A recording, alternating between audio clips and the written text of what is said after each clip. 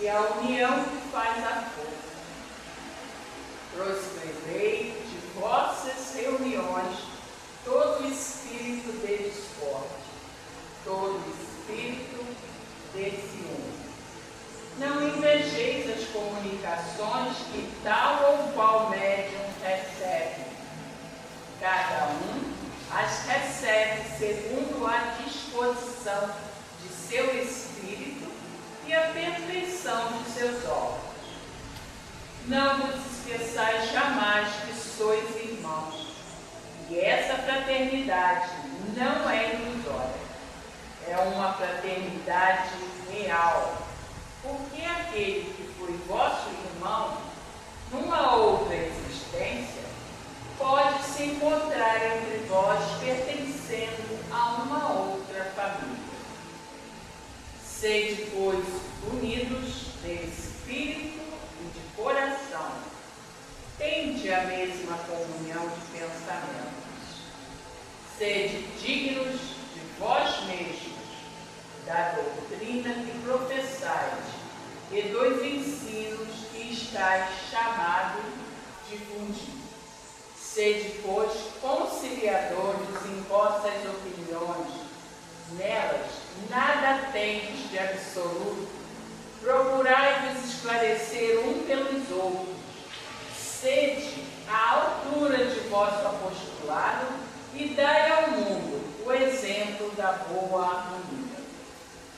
Sede o exemplo vivo da fraternidade humana e mostrai a quem pode chegar os homens sinceramente devotados à propagação da moral. Não tendo senão um único objetivo, não deveis ter senão um mesmo pensamento, o de pôr em prática o que ensinais. E vossa divisa seja, pois, união e concórdia, paz e fraternidade, mortofieiro. Mardoqueu. Então, vamos aproveitar esse momento para que nós possamos nos unir de pensamento e se aproximar do nosso Mestre Jesus e agradecendo no primeiro momento por estarmos aqui, no espaço do conselho, mais um mês, reunidos para discutirmos assuntos tão importantes para as nossas reflexões. Mestre querido, muito obrigado por mais um dia de trabalho, por mais um dia nesse espaço. Que tu possa estar junto a nós, nos envolvendo, nos trazendo de forma positiva a melhor maneira de tratar desse assunto que se chama família. Um grupo muito importante para cada um de nós, pois esse é o principal grupo onde começamos a exercitar tantas questões, principalmente a questão da educação, do amor. Que nós possamos hoje ter uma tarde agradável, porque aprendemos contigo esse processo de relacionar com as pessoas, de discutir, de pensar, faz com que cada um de nós possa crescer e amadurecer, assim como as casas do nosso mamão. Então, pedimos a sua presença, a sua proteção, assim como a presença dos anjos guardiões de todos os representantes das nossas casas, porque sabemos que eles estão sempre juntos para nós, para nos auxiliar, e assim pedimos.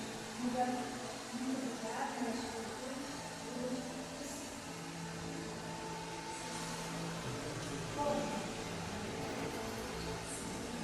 Hoje nós vamos tratar, vou falar aqui para poder ter uma gravação.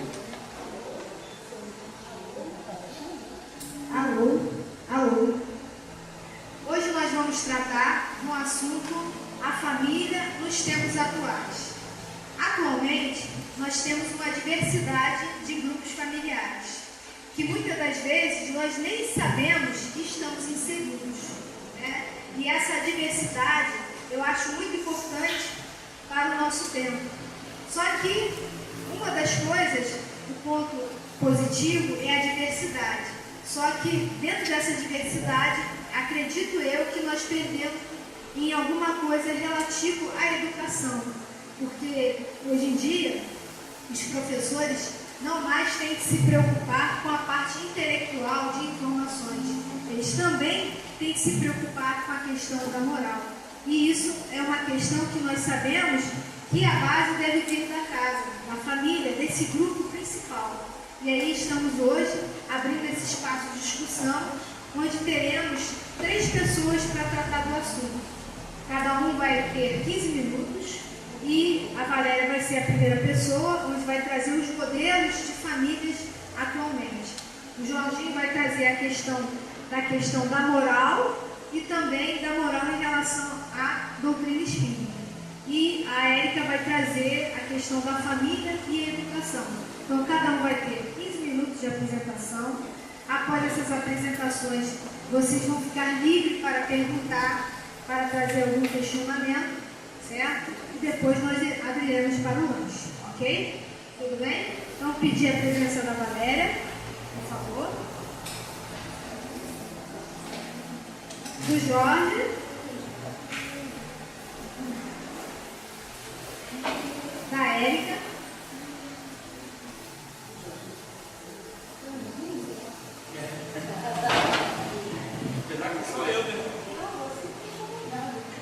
Desliga aí, senão vai estar apagando a vista.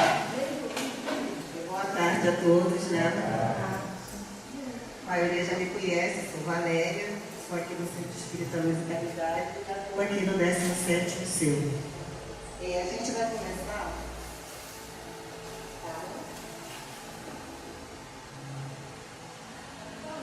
A gente vai começar falando um pouco sobre essa questão da família. O que é a família? Eu fiz uma pesquisa, né? E observei, assim, as definições dizem que família é formada por um grupo de pessoas que tem algum laço de consanguinidade. Mas se nós formos observar, o conceito de família, ele transcende essa questão da consanguinidade. Ele vai além dos laços consanguíneos. E existe uma diversidade muito grande de famílias. As famílias que possuem consanguinidade e as famílias que não possuem consanguinidade. A família ela vem mudando o seu papel ao longo do tempo, principalmente com a mudança do papel da mulher dentro do grupo social. A partir do século XX, né, que é uma observação histórica que a gente tem, a mulher sempre foi, historicamente falando, em várias culturas, dominada pelos homens, sempre foi dedicada às tarefas domésticas e ao cuidado com os filhos. E também sempre foi usada como troca, barganha, como moeda, pelos interesses financeiros, econômicos e de poder também. Então, a partir do século XX, considerando desde a Idade da Pedra, a vida da mulher se transformou dentro da sociedade. A partir da Primeira Guerra Mundial e da Segunda Guerra, de uma maneira mais intensa, ela é obrigada a deixar o seu espaço doméstico e ganhar o seu espaço no mundo. Por quê? Como a maioria das sociedades, quem vai para o conflito é o homem, ficam quem? Os idosos, as crianças e as mulheres. Algumas sociedades supriram isso com a poligamia, fazendo com que o homem se casasse com várias mulheres para que ela continuasse abaixo da autoridade masculina. Mas no mundo ocidental, as mulheres fizeram diferente, porque historicamente, em termos de religião, devido ao pensamento cristão e à própria Igreja Católica, que foi um pensamento dominante durante séculos no mundo ocidental, tanto para os países europeus quanto para a própria América como um todo, a mulher não caiu nessa questão da poligamia, mas conquistou um espaço na sociedade, na medida que ela tem que sair para ocupar o mercado de trabalho. O mercado de trabalho que antes era ocupado majoritariamente pelo homem. Não só para sustento da casa, em várias atividades, como também funções anteriormente exercidas pelos homens passaram a ser exercidas pelas mulheres. E essa modificação fez com que a mulher saísse um pouco de casa e agregasse várias funções. A função doméstica, a função do trabalho profissional e a função de educar os filhos. Aí a gente também observa uma sobrecarga nesse papel feminino. E a família também teve a sua transformação, porque historicamente falando, a família tradicional que a gente conhece, que vive na legalidade é o pai, a mãe e os filhos. E outras formas de família também existiram, mas não reconhecidas, não conhecidas, eu diria até na ilegalidade. E a gente vai destacar algumas formas de famílias que a gente tem diferenciadas. E até uns nomes muito interessantes que eu descobri nessa pesquisa, nesse estudo, né? A gente destacaria as famílias monoparentais, que tem um número bem considerado na nossa sociedade, que é a família formada por um dos cônjuges, ou os pais, ou o pai com o filho, ou a mãe com o filho. É o tipo de família que o casamento não dá certo, ou o marido vai embora e abandona a esposa, ou a esposa abandona o marido, ou ela fica viúva, ou o companheiro deixa ela grávida e não assume o filho. É uma família onde a mãe assume os filhos e fica sozinha na criação daqueles filhos, dando o seu jeito. Dentro da nossa sociedade brasileira, isso é numérico no dia de hoje, né? Temos também algumas famílias onde o pai se encontra nessa situação, onde ele é abandonado e ele fica por conta da criação dos filhos. E essa família, pensando que é monoparental, é um responsável pela criação dos filhos. E ela se mantém ao longo do tempo na sociedade. A gente tem as famílias dos recasados, que é aquela história dos meus, dos seus e dos nossos. O casal se separa e tem uma união. Aí o marido leva os filhos do outro casamento, cuja guarda está com ele, e a mulher leva os filhos do outro casamento, cuja guarda está com ela. E aí você tem essa família recasada, que a gente tem a madrasta e o padrasto. Ainda destacando a questão também da guarda compartilhada, que hoje em dia a criança não fica mais apenas tão somente a cargo da mãe. Existe a guarda compartilhada. Algumas famílias, uma criança passa uma semana com o pai, uma semana com a mãe. E aí na casa do pai ela tem uma forma, uma disciplina, uma organização, e na mãe outra forma, outra disciplina. Às vezes é a metade da semana na casa de um e a metade da semana na casa de outro. E qual o reflexo que isso tem na criação desse indivíduo? Como que essa família vai gerenciar esse tipo de relação para formar o caráter desse indivíduo que vive nessa situação? E a gente também destaca, né, as famílias não convencionais, que são as famílias que, aonde assim, você tem a figura da mãe com vários filhos e assim, cada filho é de um parceiro diferente. Hoje ela tem um parceiro, tem um filho, ela tem um parceiro, tem outra filha, e vai por aí afora. E assim, até na minha vida profissional conheci mulheres que tinham 6, 7, 8 filhos, e cada um era de um companheiro diferente, que ela teve um tempo, uma relação, ela nem chegou a casar, e ela tem aquela prole de filhos, ela é que tem que bancar aquilo tudo, mas cada um tem um pai, uma origem diferente. A gente também tem a família ampliada, que hoje é muito grande, até falada pelos psicólogos, que você tem os pais que têm os filhos casam, tem outros filhos, e aí traz o marido ou a esposa ou o namorado que passa a viver junto, mas não casa, para dentro de casa. Aí você tem o pai, o filho ou a filha com o companheiro e os netos, e aí você tem essa família que eles chamam de família ampliada. A gente também tem as famílias homoafetivas, que antigamente elas viviam na clandestinidade, porque é uma coisa que a sociedade condenava, e na década de 70 era tido até como doença passível de ser internado em hospício e tinha CID. Então o desenvolvimento do conhecimento científico e psicológico mostrou que não é nada disso. Então atualmente, no século XXI, nós temos famílias homoafetivas legalizadas pela união estável e a adoção também. Porque essas famílias formadas por duas mães ou dois pais, elas tanto podem adotar crianças, que a lei permite aqui no Brasil e em outros lugares do mundo também, como podem ter seus filhos naturais, através do processo de inseminação artificial ou uma outra forma que a família venha a considerar que deva utilizar para isso. A gente também destaca a questão da família, é engraçado, que eu achei também muito interessante, anaparental. Quando eu olhei isso, eu falei, meu Deus, isso é coisa de... Mas não, é uma família interessante, né? Uma forma de classificação. Aonde a gente tem convívio de pessoas que podem ser consanguíneos ou não.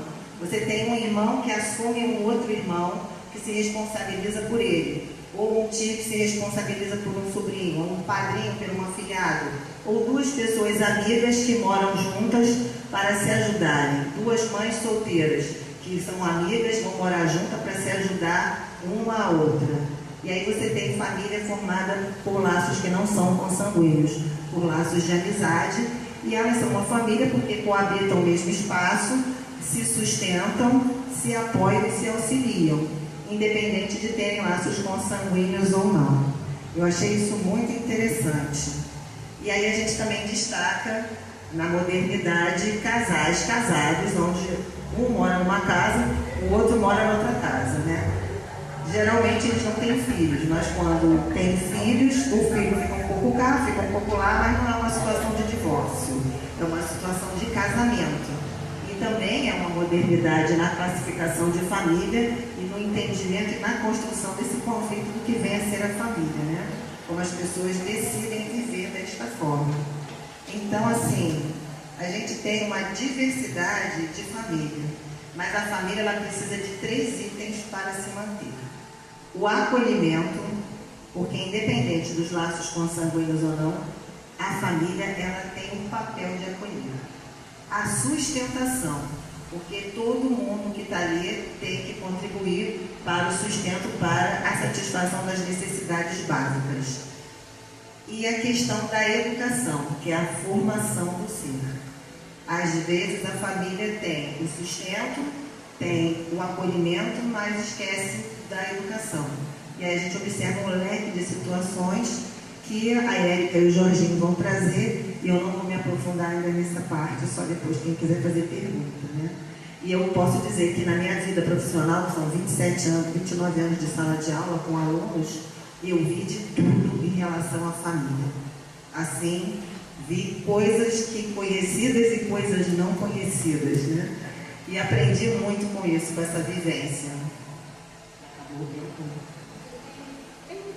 Então, assim, aprendi muitas coisas. E eu acredito que a gente precisa mudar o nosso olhar sobre o que a gente entende como família. Não dá para ensinar para a criança que família é pai, mãe e filhinho. Não dá. E com quem você convive? Muitas das vezes os avós criam os netos. Às vezes ele é criado pela família adotiva. E a família adotiva também pode ser de pai, de mãe, de filho, pode ser só a mãe do filho, pode ser uma família homoafetiva. E aí a adoção ela se encaixa em várias situações diferenciadas, né? Mas que a gente possa ter um olhar diferenciado para essas famílias e trabalhar a questão do preconceito, porque a gente ainda traz, muitos de nós na sociedade, essa questão do preconceito, de não aceitar uma forma diferenciada. Está aí na sociedade o Estatuto da Família tramitando no Congresso Nacional, onde companheiros de determinadas correntes religiosas querem tornar legal apenas a família consanguínea, de pai, mãe e filhos, ignorando as demais formas de família. E a sociedade não pode fugir esse tipo de discussão e de colocação. A gente agora passa para o Jorginho, que agora eu acredito que já finalizei meu tempo. Agora, sair daqui. O Jorginho vai usar transparência. Érica, você se afasta que ele vai usar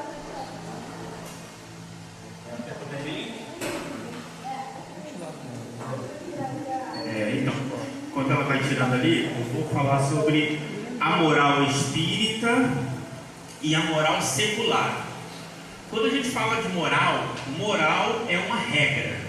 Um determinado grupo cria uma regra e estabelece como aquele grupo vai viver. Então a moral seria a regra de conviver bem, ou de bem viver. Só que, de acordo com o entendimento das épocas e das sociedades, essas regras vão mudando com o tempo. Agora, nós que estudamos as leis naturais enquanto espíritas, sabemos que existem algumas regras que são imutáveis. A doutrina espírita ela busca se pautar nessas leis imutáveis. Com o passar do tempo, as leis humanas vão se modificando, mas a lei imutável permanece. E nós espíritas devemos nos pautar pela lei imutável. E onde nós poderemos buscar essa lei imutável? Está onde? Está no Livro dos Espíritos. a lei mais importante para a nossa convivência em sociedade e na nossa conduta individual é a lei de justiça, de amor e de caridade. Se em todos os atos de nossas vidas tivermos como base a lei de justiça, de amor e de caridade, nunca, jamais infringiremos a lei divina. Então, basta conhecermos com toda profundidade a lei de justiça, de amor e de caridade e agir conforme ela, que jamais iremos infringir uma lei divina. Então, a lei de justiça diz o quê? Que devemos respeitar os nossos direitos e o direito do outro, em todas as situações. Então, independente da situação, eu tenho sempre que respeitar o direito do outro. E a caridade? Qual é o sentido de caridade? Quando Kardec pergunta, qual o sentido de caridade que entendia Jesus? Aí dá, benevolência para com todos e perdão das ofensas. Então, na lei de justiça, respeitar nossos direitos e o direito de todos os outros. Na lei de caridade, ter benevolência para com todos e perdão das ofensas. E a lei de amor, né? O amor resume a doutrina de Jesus inteira, como diz Lázaro. Então é bem querer para com todos. Se buscarmos essas três bases, a nossa atitude vai estar de acordo. Agora, infelizmente, o religioso, ele nem sempre se pautou. E nós espíritas, muitas vezes, como entramos na doutrina espírita, não nos preocupamos em descobrir qual é a moral espírita e importamos a moral das outras religiões. Então, quando a gente começa a se preocupar muito com a conduta do outro, esquecendo de usar a lei de justiça, de amor e de caridade, muitas vezes cometemos equívocos. Um exemplo, olha lá, primeira revelação, a lei de Deus está lá, não matarás. Essa é a lei. Se cumprirmos essa lei em qualquer época da humanidade, não estaremos infringindo a justiça e não estaremos passíveis de sofrer qualquer consequência. Agora, os homens não suportaram aquela lei, precisaram, e Moisés caiu no equívoco de criar outras leis. Um exemplo está ali, ó. Homens ou mulheres que entre vocês forem médiuns ou consultarem os espíritos terão que ser executados, serão apedrejados, pois merecem a morte. Vejam que o que as pessoas agiam, a forma como as pessoas agiam, não estavam de acordo com a lei de Deus, mas era aceito. E quem não aplicava aquela lei era mal visto perante a sociedade, porque eles estavam mais preocupados com a moral secular do que com a moral eterna. Percebe? Agora, na segunda revelação, olha lá Jesus dizendo: eu, porém, vos digo, amai os vossos inimigos, orai pelos que vos perseguem e caluniam. Mas olha o que nós fizemos. As pessoas que se diziam cristãs, elas agiam muitas vezes segundo aquele pensamento ali, ó. Recusar comer carne de porco, toalhas lavadas às sexta-feira, tomar banho será passível de morte. Tomar banho, só europeu tem um problema sempre com banho. Exatamente, ó, fulano de tal está tomando banho, cuidado. E as pessoas ficavam vigiando umas às outras para saber o que um estava fazendo, e era passível de morte por causa disso, porque as pessoas se preocupavam tanto em seguir o que o grupo estabeleceu do que em seguir aquilo que Jesus estava ensinando ali. O ensinamento de Jesus é eterno. Agora, aqui está a moral secular que foi passando, né? Hoje em dia a gente ri, não é? Mas tem muitas coisas que hoje nos incomodam na nossa sociedade, que as pessoas ficam enraivecidas, que daqui a 200 anos vão rir da gente também. Olha lá que beleza. O bom religioso cumprindo a sua função, ó, ali vendo qual é o tamanho, né? Porque a mulher deveria ir à praia e não podia ser muito curta, porque, né, em nome da moral e dos bons costumes, né, estava ofendendo a Deus segundo aquelas das pessoas, Deus está sendo ofendido, as pessoas estavam sendo ofendidas, né? E aí a gente pergunta, né? Onde estão os religiosos que não veem isso? Né? As pessoas aí, né, de shortinho pela rua, alguém fica escandalizado, oh meu Deus, eu vi alguém de short na rua. Não. Então, por quê? Isso aí fere a lei de justiça, de amor e de caridade? Não. Hã? Então, por quê? A sexualidade para nós ainda é um problema sério. A gente ainda não sabe lidar com isso. Um short curto não fere a lei de justiça, de amor e de caridade. Você não poder tomar banho na Idade Média, porque se tocar, podia estimular o desejo sexual e o sexo aplicado. Então, dentre outras coisas, né?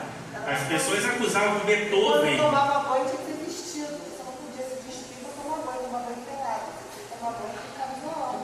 Lavar o corpo com uma coisa por cima.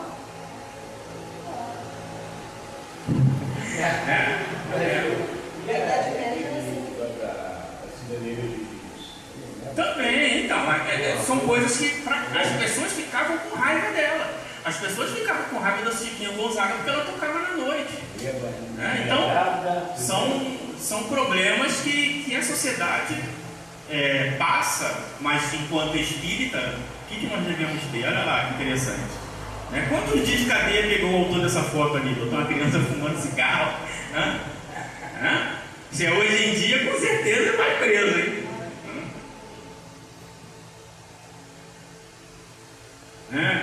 Porque muita gente fala, antigamente os alunos respeitavam os professores, né? Se não respeitasse, o couro comia. E as escolas religiosas eram as mais agressivas. Quem estudou em escola religiosa sabe.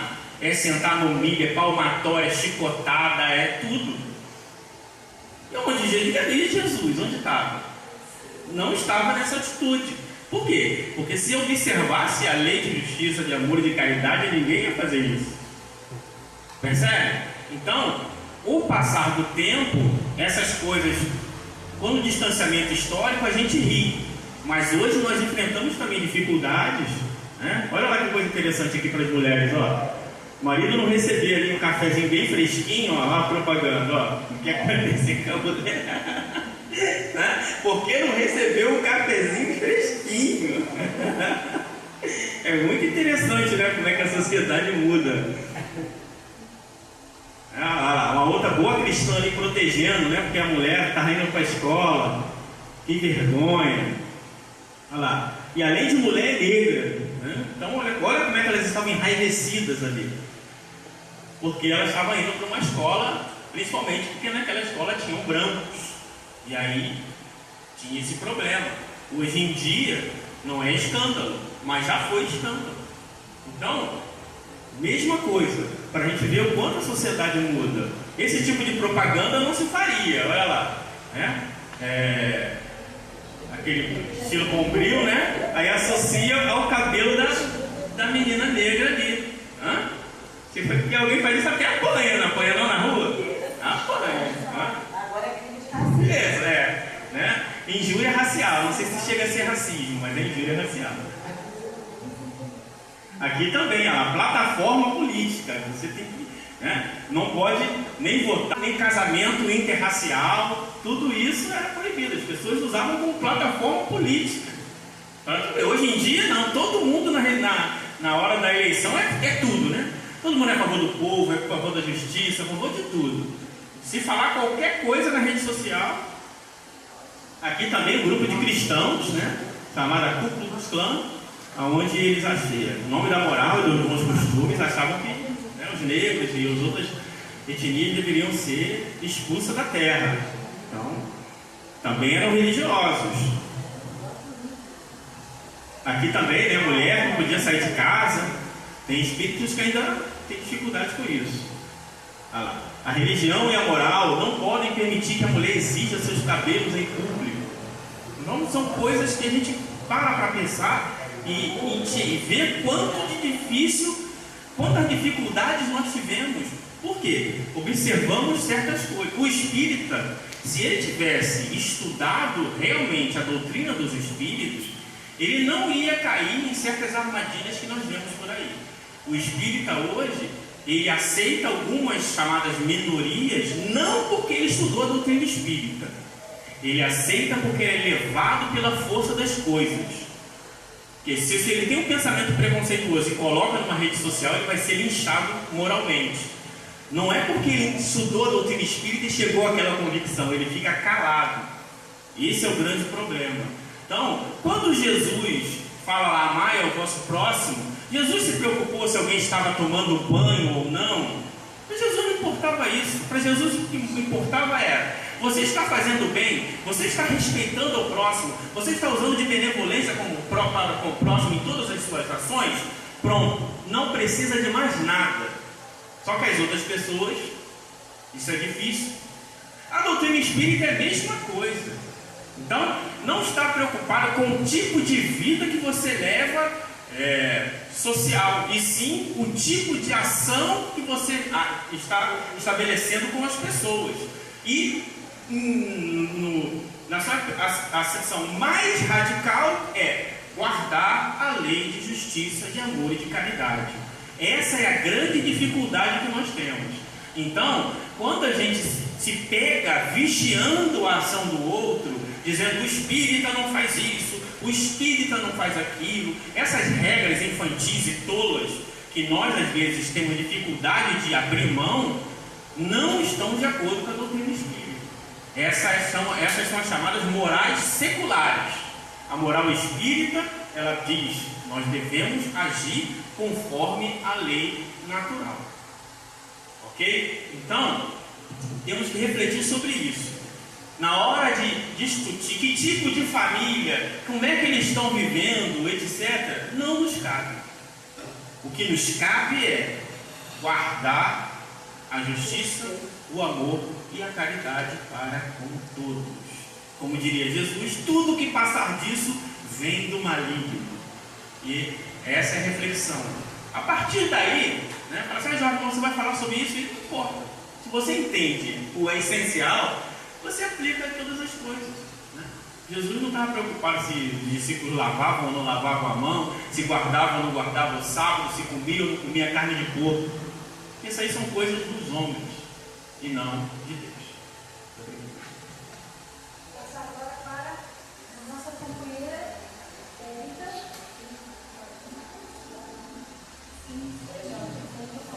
Eu falei. Desimplicaram meu número de slide.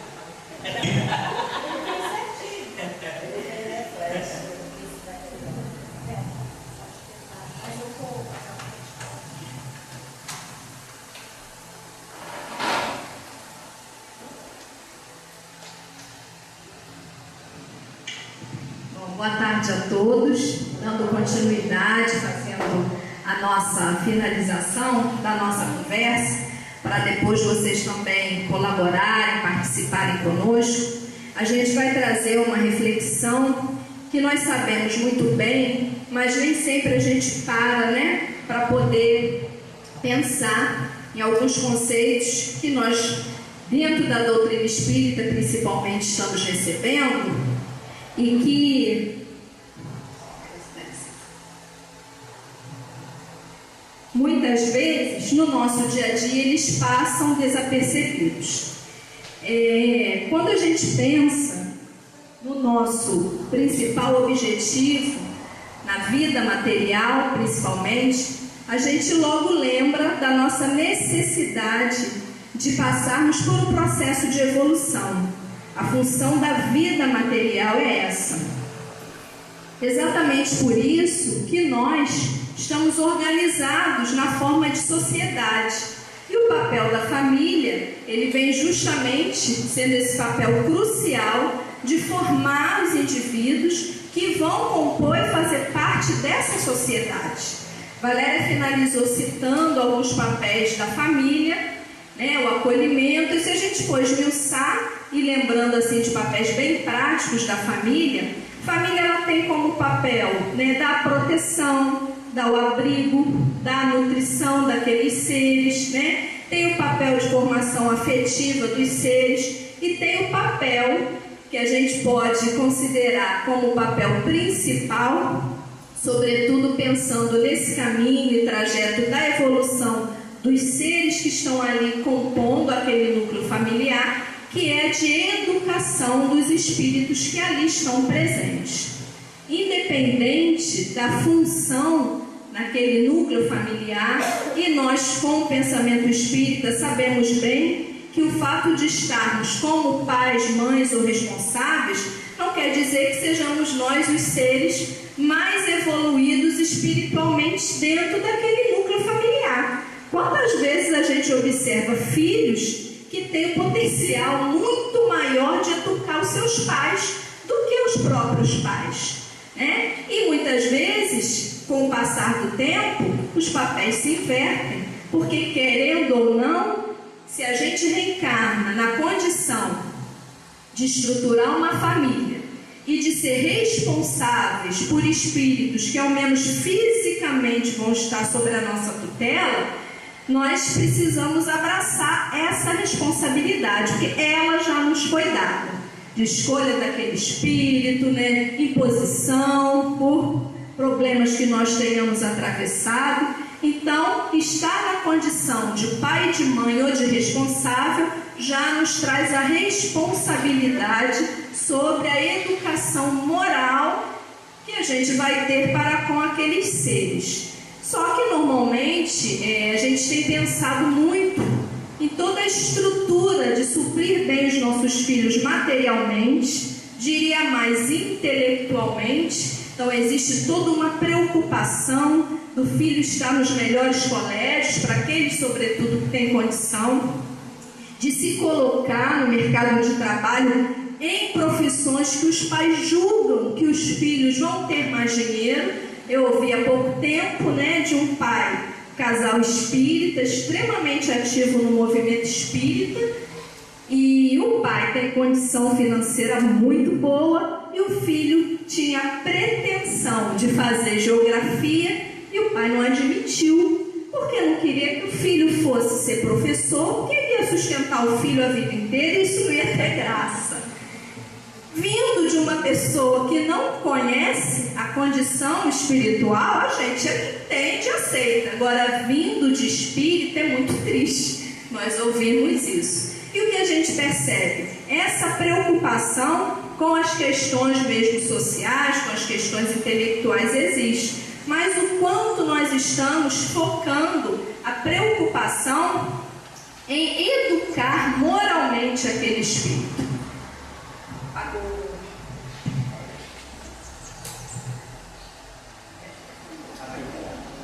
Então, só para a gente refletir um pouquinho, vamos trazer a questão 582 do Livro dos Espíritos, em que ela diz: pode-se considerar como missão a paternidade?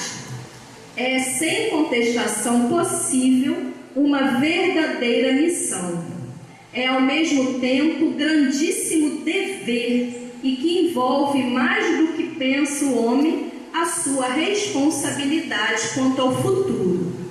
Deus colocou o filho sob a tutela dos pais, a fim de que estes o dirijam pela senda do bem, e lhes facilitou a tarefa, dando àquele uma organização débil e delicada, que o torna propício a todas as impressões. A gente vai parar por aqui, depois a gente trabalha o resto. Então, a primeira coisa que nós percebemos é uma missão, é uma responsabilidade muito grande estar nessa condição de pais e mães. É mais ainda, é um dever. No Evangelho, o dever é definido como uma obrigação moral de uma criatura para com ela mesma e para com os outros. E Deus fez algo fantástico, né? A infância.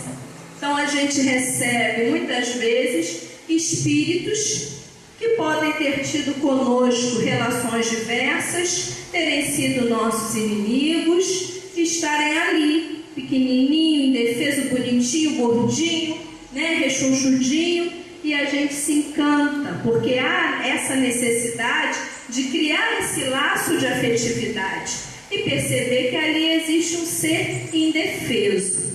Isso tem um lado bom e tem um lado complicado, que nós, com o conhecimento espírita, não podemos, sobretudo na questão da educação, deixarmos de lado.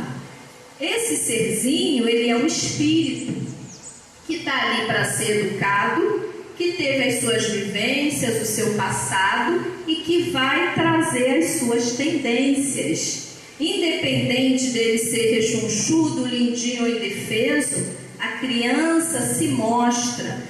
Desde muito bebezinha, eu tive a oportunidade de vivenciar isso na prática, as suas tendências. Então não vamos esperar que os nossos filhos façam 4 anos, né? Porque é discurso comum. Não, mas ele não está chorando por isso, ele é só um bebê. Ele já vai mostrando os traços do egoísmo que ele traz, do orgulho que ele traz, da dificuldade de receber ordens, da dificuldade de se enquadrar em regras. E qual é a nossa função?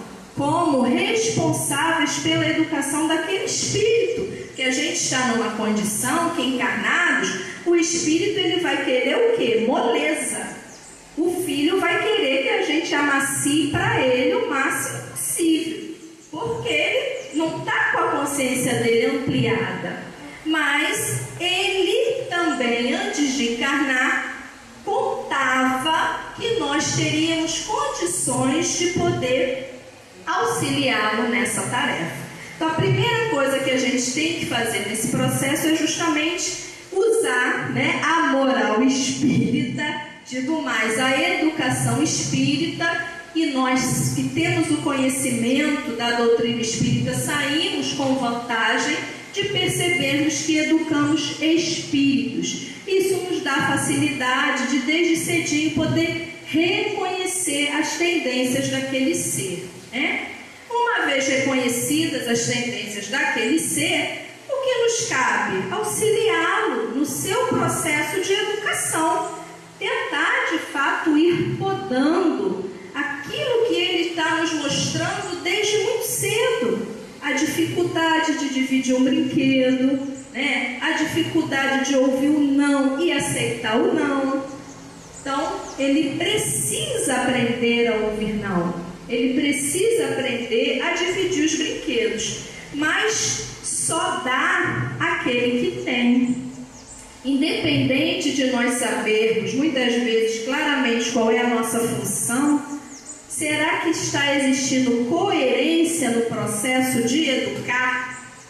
A criança, ela vai ter nos pais, né, um espelho, ela vai ser o reflexo daquilo que ela está recebendo. Desde pequeno a gente não tem como avaliar isso, na idade ainda da infância. Mas quando o filho cresce, quantas vezes a gente escuta os pais falando: puxa vida, eu falei tanto e ele não aprendeu. Eu falei tanto e ele continua fazendo exatamente as mesmas coisas. Mas será que além de falar tanto, eu também exemplificava tanto? Eu dava a altura? Então, nesse processo de educar, só consegue educar de maneira mais efetiva aquele que também está educado. Quantas vezes existe incoerência no nosso processo de educação? E uma coisa muito simples, né, que acontece em diversas famílias, é o fato dos pais brigarem quando o filho fala um palavrão, mas no instante seguinte está o pai ali falando palavrão também. O filho ele vai estar reproduzindo o que ele está observando acontecer ali dentro do seu lar. 3 minutinhos. Então, para a gente encerrando, porque depois a nossa conversa vai ser ampliada, outra coisa que eu acho extremamente importante para nós, sobretudo que temos famílias espíritas e que muitas vezes a gente acha que a criança não tem condição de absorver, é a questão da educação segundo a moral espírita, desde a infância. Por que muitas vezes a gente espera, né, para falar claramente sobre assuntos da doutrina espírita com os nossos filhos? Será que eles não estão na idade para poder absorver? mas nós educamos espíritos. E muitas vezes a necessidade de evolução daquele espírito é tamanha que ele precisa receber esses conceitos desde ali do berço. E a gente nem sempre utiliza, né, de todos esses instrumentos valiosos que nós temos. E para a gente finalizar, fica mesmo essa ideia, né, que a gente tem que ter muito claro. Estamos educando espíritos. E tudo que a gente fizer vai tentar tocar naquele espírito, na essência daquele espírito. E o que a gente tem de mais valioso para passar para aquele espírito enquanto espíritas? A moral espírita. Porque de resto, a sociedade também tem. Tudo bem, pessoal? Muito obrigada.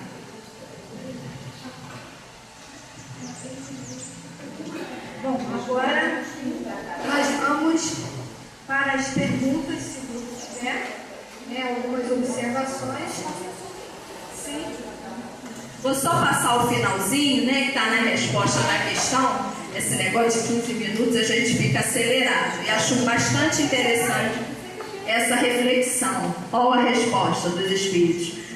Então ele fala de toda a importância, né, dos pais ou responsáveis, de como um dever na condição de educar aquele ser. E lá no finalzinho, muitos há, no entanto, que mais cuidam de aprumar as árvores do seu jardim e de fazê-las dar bons frutos em abundância, do que de formar o caráter do seu filho. Então, muitas vezes, e a nossa sociedade é reflexo disso, a educação moral ela tem ficado negligenciada.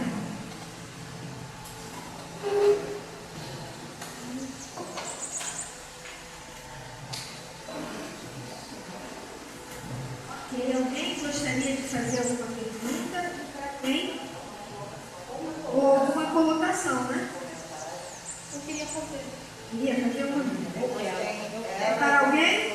Não, é uma Uma colocação? Não é pergunta, não. Não precisa não, minha voz é alta. Igual a gente tá gravando aí. Eu não, Adriana. Que foi o meu nome? Oi, boa tarde. Boa tarde. Oi, oi,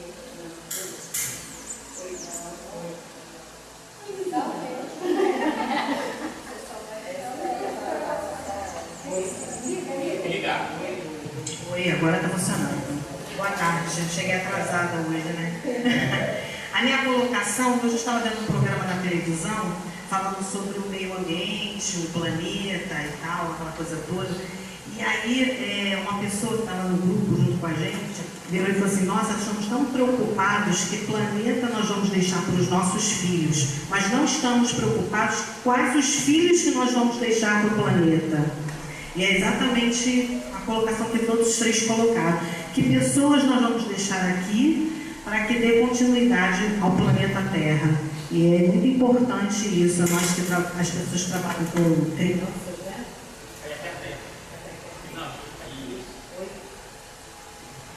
Alô, pronto, está funcionando. E a gente que trabalha com criança e vê como a Valéria falou, que a gente vê de tudo, assiste de tudo. Realmente, eu acho que quebrou. É muito importante a gente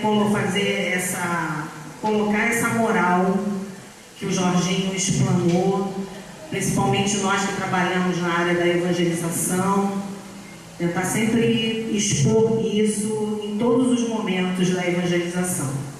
É isso. Queria até falar um negócio aí em relação à Cacilda. Trouxe. É a questão do amoral. O que é o amoral? O amoral é aquele que não tem conceito de moral. Para ele, certo e errado é a mesma coisa. Ele não tem essa dimensão do que é legal, do que não é legal, do que é bom para ele, do que não é bom para ele. Essa semana passada eu estava com uma criança na escola, e a gente falando do meio ambiente, preservação e tal. Aí eu falei de jogar a lata pela janela do automóvel, né? E a criancinha de 5 anos falou assim: ah, o meu pai joga a lata pela janela e joga a garrafa de PET e eu também jogo. Quer dizer, para ele, que convive com um adulto que tem determinado tipo de comportamento e observa que ele cresce observando aquilo, aquilo é normal, que nem bom dia, boa tarde, boa noite, que nem o sol e a chuva. Então jogar coisas pela janela do automóvel é natural. Ele não pensa se vai machucar alguém, se vai sujar a cidade, se vai poluir, se vai entupir o ralo quando vier a chuva. Não tem essa dimensão. Nem o adulto que está com ele não tem essa dimensão, e muito menos ele que cresce observando esse tipo de comportamento. E aí a educação da escola ela entra para fazer essa diferença, para fazer essa reflexão. Aí eu falei para ele, mas quando a gente joga alguma coisa pela janela, o que é que acontece? Será que a gente pode acertar alguém que está na rua? Quando chover, o que vai acontecer com isso? Aí os outros falaram para ele, vai com o ralo, o moeiro vai ficar entupido, vem a chuva, vai inundar. Porque o outro em casa já tem essa noção que a família trabalha, que também convive na comunidade. E os outros mesmo me responderam para ele. E ele ficou olhando com uma cara de que eu falei, gente, muito interessante a cara do garoto ter fotografado, né? Ele assim, tipo, isso existe? Como se aquilo não fosse do planeta dele, não fosse do mundo dele. Isso não me pertence. Ele nunca tinha pensado sobre isso ou visto isso. Então demanda mais de uma fala para aquela mente infantil começar a processar aquilo, entender e compreender isso, mesmo os coleguinhas trazendo aquilo ali para ele. Uma coisa que a gente tem dificuldade, principalmente quem trabalha na parte da educação espírita, é de entender verdadeiramente o que é a doutrina espírita e aplicar aquilo que ela preconiza. E, de modo geral, o religioso ele tem uma tendência a querer a vigiar o outro, a impor o que o outro deve fazer. Então, o bom isso é assim, assim, assim, assim. E a gente fica vigiando e se torturando com a atitude do outro, que é um papel que não nos cabe. Em vez de tentar fazer com que aquela criança ou aquele indivíduo reflita sobre a sua conduta. Por isso que o Espiritismo preconiza a fé raciocinada. Não é que nós tenhamos a fé raciocinada. A gente vai ter a fé raciocinada se a gente entender perfeitamente o que é a doutrina espírita e aplicar tanto no consentimento da razão quanto no consentimento do coração. E de modo geral, a gente se preocupa muito em refletir certos modelos. Um exemplo, a Érica citou um exemplo aqui muito interessante para a gente refletir sobre essa questão da moral espírita. De modo geral, a gente chega para a criança e fala assim, olha, criança, a boa criança não fala palavrão. Tá, falar palavrão, o que isso tem a ver com a lei de justiça, de amor e de caridade? Percebe? Essa pessoa que falou palavrão, qual é a consequência enquanto espírito na vida dela? E aí a gente tem que refletir. Primeiro, vamos lá. Esta pessoa, ela fala palavrão por quê? Porque ela deu uma topada, se irritou e xingou um palavrão? Aí esse é um problema que passa único e exclusivamente por ela, de tentar educar os seus sentimentos. Ela aprender que aquilo ali é natural e as pedras vão continuar, né? Ela vai dar topada. O jogador lá do time dele perdeu o pênalti, ele xingou. O que isso influencia no universo? Nada. Não muda nada na vida de ninguém. Agora, desde o momento em que eu uso alguma palavra para ofender alguém, aí eu já estou ferindo a lei de justiça, de amor e de caridade. Ok? Ah, Jorge, então você está dizendo que o palavrão... Não, não estou dizendo nada. Existe uma virtude chamada polidez. Isso é, a gente deve obedecer, usar certas palavras em certos ambientes. Né? Ninguém vai chegar lá no seu patrão, ué, mané, não sei o que, não sei. Às vezes ele pode até te dar essa liberdade, né? Mas não é em todo lugar que você faz isso. Então existe a polidez. Agora, observar a polidez não faz diferença nenhuma do ponto de vista do seu crescimento moral, e sim quando eu respeito ou infrinjo a lei de justiça, de amor e de caridade. Então a criança ela tem que entender isso, para ela saber usar no momento certo e não ficar se punindo porque ela falou um palavrão e não entendeu o porquê, percebe? Um dia ela vai chegar e não quero mais falar isso. Beleza. Percebe a diferença? Uma coisa diz, olha, o bom cristão, o bom espírita só faz sexo depois dos 18 anos. E a criança fica se punindo dos 12 até os 18 anos porque tem vontade e acha que vai sofrer no mundo espiritual. Percebe? É mais importante a gente entender a responsabilidade que aquela criança tem, que o sexo gera vida, que tem responsabilidade moral para com o outro. Ela pode namorar duas pessoas, desde que tenha consentimento das duas pessoas e dela, e que uma respeite a outra, não está ferindo nada. A única coisa que pode acontecer é que essa pessoa está exercitando mais a sua sensualidade, e isso, o dia que ela quiser não exercitar, pode ter dificuldade para ela. Mas ela não está ferindo a lei de justiça, de amor e de caridade.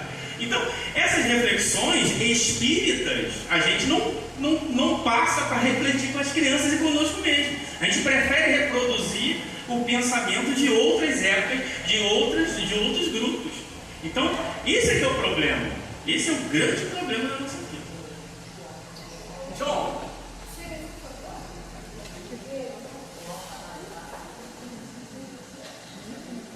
Tem duas coisas. Primeiramente sobre. Boa noite. Boa tarde. Boa tarde faz bem, né? A polidez, né? A polidez. Esforçando para ser polido. Olha, sobre família, me parece que ficou faltando aquilo que não sei até que ponto uma tendência que pode tomar mais volume na nossa sociedade, que é o poliamor. Há um programa de TV a cabo que tem apresentado casos do Brasil, não sei qual é o programa, mas eu fico assim pensando, né? Quando isso bater na porta do centro? E quando na evangelização eu pegar uma criança e ela falar para mim que tem duas mães e um pai? Uau, que impacto! Então, essa questão do poliamor, não sei até que ponto, né, isso vai se desenvolver, porque pode ser muito restrito, né? Não sei. Mas, enfim, é também uma modalidade de família, não sei até que ponto nova, mas o fato é que as pessoas têm falado mais sobre ela, né? 3 pessoas, e já ouvi falar até de mais gente nesse poliamor, que é diferente do caso dos mais jovens que vão se relacionar assim, mais de gente que casa, né? Adulto que casa. E aí uma outra coisa, que é o fato de que fala-se sobre novos tipos de família, mudança dos modelos de família, e de repente a gente pode ficar um pouco perdido em relação a esses tipos diferentes de família. Só que o Espiritismo apresenta para a gente sobre família é a reunião, enquanto encarnados, daqueles que têm um compromisso coletivo. Isso vai caber em tudo que é canto. Os que estão juntos e precisam ser provados e espiados. Aí você dá conta de tudo que é modalidade aqui na China, no Irã, no passado, no presente e no futuro. Isso é família. Falo isso porque é a partir daí que eu não vou me espantar com a avó que cuida, né, os netos como se fosse o filho, né? A família também. Por algum motivo, eles têm uma prova, eles têm que passar por expiação. Aquilo ali é a família. Ou os pais morreram, o filho mais velho, né, vai assumir como se pai fosse aquele povo. E para onde for, vai levar junto. A família também. Vai ser provada, espiada, aquele povo ali tem motivo para estar junto. Então, essas duas contribuições que eu queria apresentar. Pegando um pouquinho o gancho do João, né, que a gente acabou não frisando muito isso, até para dar espaço também para vocês colocarem, mas é mais importante até do que a gente aceitar esses diferentes tipos de família, é saber que independente do tipo de família, a educação, né, ela vai transcender a isso. Então a gente tem aquela família tradicional que a nossa sociedade aceita e dita como legal, que pode não conseguir cumprir o seu papel enquanto família, desde os provimentos de todas as necessidades materiais e o nosso foco aqui, o papel de educação. E às vezes vai ser exatamente numa família que para os moldes sociais é uma família que não é aceita, que é um escândalo, que é um absurdo, que vai ter a melhor condição de auxiliar aquele espírito no seu processo de educação. Porque os seres que compõem aquela família, que socialmente é desestruturada, são seres que já estão mais avançados no seu processo de educação, né? Então a gente precisa sempre estar com isso na nossa mente, porque a nossa capacidade de julgar e necessidade até de julgar é muito grande.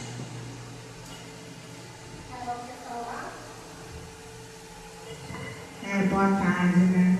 Eu acho muito importante na questão de educação em relação à família que deixe de haver a separação, né? Porque a mulher ainda é tratada, né, como aquela que tem que dar a educação e o homem fica um pouco à parte, né? Eu sou de uma geração assim.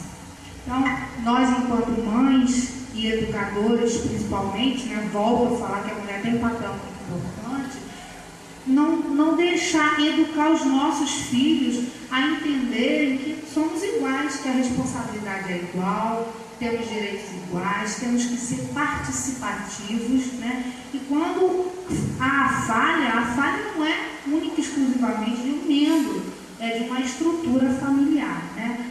Isso em relação à família. Aí o Jorginho colocou aquele slide da menina de shortinho curto, né? E eu volto novamente à questão da mulher, né? Que ainda existe muito, isso ainda é muito vivo, muito provavelmente uma grande maioria de pessoas, num caso de estupro, iriam acusar a menina por estar com short curto. Então, esse também é um valor que nós temos que passar para os nossos filhos, que tem que respeitar independente do gosto, não só do gosto afetivo, mas do gosto que a pessoa tenha, porque um ser humano merece nosso respeito independente de qualquer atitude, né? Era só isso que eu queria colocar.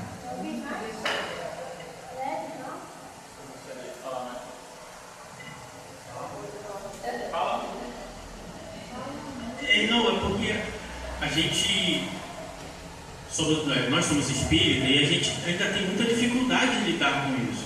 Do entendimento, tem o entendimento, o consentimento da razão, beleza. E tem o consentimento do coração, que é o mais difícil. Então, para uma pessoa, vamos analisar segundo a lei de justiça, de amor e caridade. Uma pessoa que bota um shortinho curtinho, com o objetivo de seduzir, esta pessoa, ela está infringindo, sim, do ponto de vista da lei de justiça de caridade. Okay? A intenção dela é essa. Agora, independente da intenção do outro, a forma como eu recebo aquilo também é um problema meu. Né? Eu lembro que a igreja acusava, vou usar a palavra, acusava Beethoven, porque as músicas dele eram muito sexual. Beethoven, né? Aonde estava o sexual? Na mente de quem ouvia, né? Porque a nota de Beethoven tem de sexual, né? Percebe? Então a pessoa que tem essa relação. Aí, Jorge, então como é que ficam as relações? Olha, cada grupo vai agir de acordo com o seu estabelecimento. A doutrina espírita não diz. Vamos lá, igual aquele senhor que estava ali com fitinha, eu já vi espírita fazendo isso. Já vi.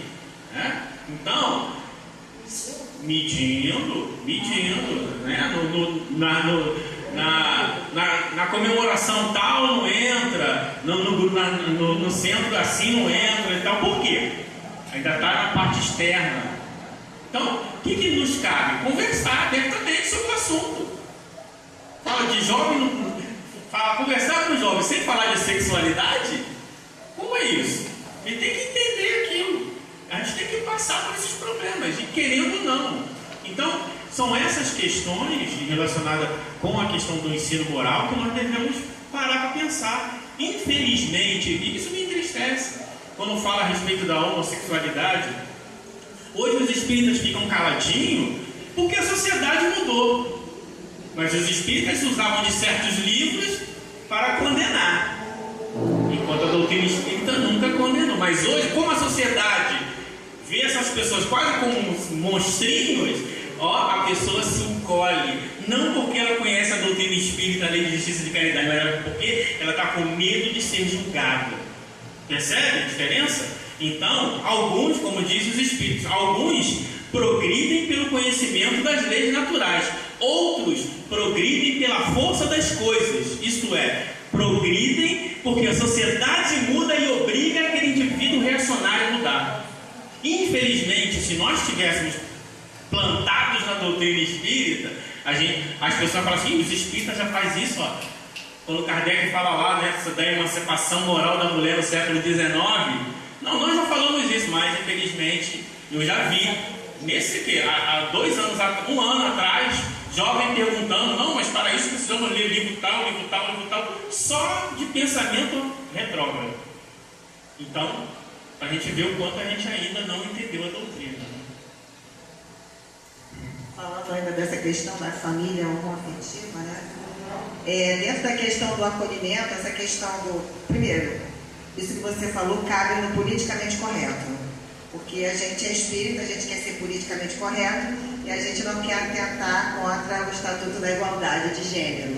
Então, nós temos o nosso preconceito, a gente não quer ter um filho homossexual, a gente tem dificuldade de receber um homossexual na casa espírita, seja um casal de lésbicas, seja um casal de homens, né, de gays. A gente, quando entra pela porta, a gente não sabe o que vai fazer. Aí a gente é polido, educado e às vezes até hipócrita, porque a gente vai sorrir para a pessoa, vai cumprimentar, vai receber no espaço da reunião pública, ela vai assentar, vai assistir a palestra, fazer uma pergunta e tal, mas o teu coração, muitas das vezes, está pedindo para ele, pelo amor de Deus, não volta mais aqui não, tomara que nunca mais venha. E isso está dentro de muito companheiro do movimento espírita, porque a gente não aprende o que a doutrina espírita propõe para a gente, no sentido da gente fazer uma reflexão da nossa própria vida, dos nossos próprios conceitos e de como nós estamos com isso dentro da gente e convivendo com essas questões que estão à nossa volta. A família homoafetiva, ela está batendo na porta da escola pública, ela está batendo na porta da casa espírita.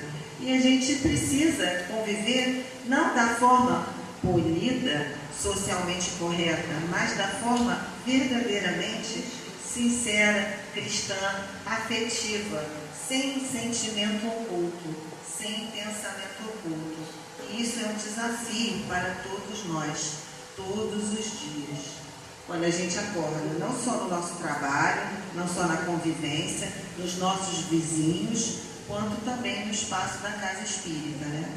E a gente também observar uma coisa que a gente vê muito na escola hoje. A família, ela dá o teto, que a Érica bem trouxe, eu também falei um pouco, ela dá a condição da manutenção, dá até o afeto, mas ela não dá para aquela criança a reflexão crítica. Se ela, o que ela faz enquanto atitude é bom para ela, é bom para o outro, ou se é só bom para ela. Então é aquela criança consumista, que não se alimenta adequadamente, que futuramente vai ser um adulto hipertenso, obeso, etc. e tal. É uma criança que não tem um caderno, não tem o lápis, não tem a borracha, mas tem o tablet, tem o brinquedo da última geração. E essa criança também chega na evangelização da casa espírita. E aí você vê uma família que sustentou, que bancou, muitas das vezes porque não dá a parte afetiva e emocional e entra com a parte material. E aí ela cresce com o valor do ter e não cresce com o valor do ser, da afetividade. E isso é importante para a gente, porque se a família não cumpre esse papel do lado afetivo, do lado moral, isso vai sobrar para a escola enquanto instituição e para a casa espírita também. E muitas das vezes a escola não dá conta desse papel. Na grande maioria das vezes ela não dá conta desse papel. Essa aqui é a realidade. Por uma série de questões. Aquela questão da diferença da realidade social familiar daquela criança com relação à diferença da realidade educacional, ética do próprio educador. Que dependendo da sua concepção ideológica, filosófica, religiosa, principalmente, que no espaço educacional você tem profissionais de N filosofias religiosas diferentes, e cada um com a sua postura ética e moral, isso vai refletir também na orientação e na educação daquela criança. E aí a gente, de uma certa forma, tem que auxiliar nesse papel. Não assumir esse papel, não dar conta desse papel, mas auxiliar esse papel. Alguém mais? Fora o Blake, vai falar? A respeito dessa parte de educação que a Érica trouxe, a Valéria comentou agora, eu convido vocês a pesquisarem na Revista Espírita de 1866, onde Kardec fala sobre a educação na infância inicial, né? Onde alguns pais, e acredito que muitos de nós até realizam dessa forma, né? Que chega para a criança e fala assim: se você não comer isso, eu vou dar para fulano. Aí a criança come porque ela não deseja dar para fulano. E ao invés de você estar fazendo um trabalho de educação, você está estimulando ela o egoísmo, porque ela vai comer para não dar para o fulano. Então é um texto muito rico, que até é 64, não é 66 não? Então desculpa, é 1864.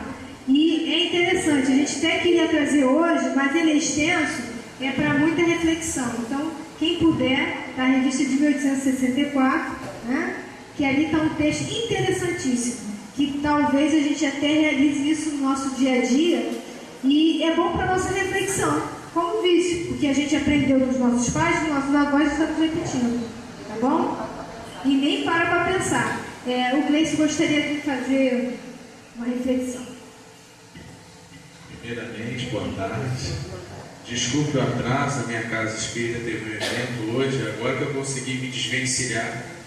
Eu vim com a família está ali embaixo, que o neném está dormindo. A gente chegou, né?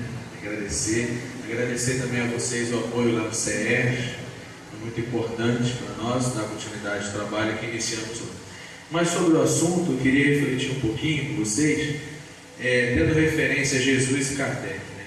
Eu acho que ao estudar a caminhada de Jesus entre nós, o Espírito puro, e depois da terceira revelação Kardec, o Espírito superior, eu percebo que a questão da convivência é fundamental para construirmos essa família que buscamos, né? Jesus, ele conviveu com as pessoas, ele esteve com as pessoas.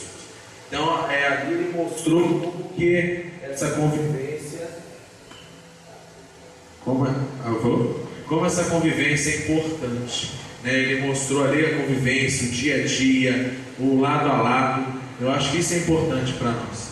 Kardec, naquele livro que ele narra a viagem espírita de 1862, em muitos textos ali que eu estudando, eu percebi que Kardec não estava indo para os lugares para ensinar doutrina, né? Porque a doutrina ele estava na codificação, ele estava levando as obras fundamentais. Kardec, na verdade, pela minha interpretação, posso estar equivocado, Kardec queria estar com os espíritas ali, como está essa vivência, como está o estudo e a vivência da doutrina. E o Kardec, quando ponderava sobre algo, ele era muito carinhoso, ele era assertivo, mas era um homem muito generoso nas palavras, no carinho, no envolvimento, nos conselhos que ele dava.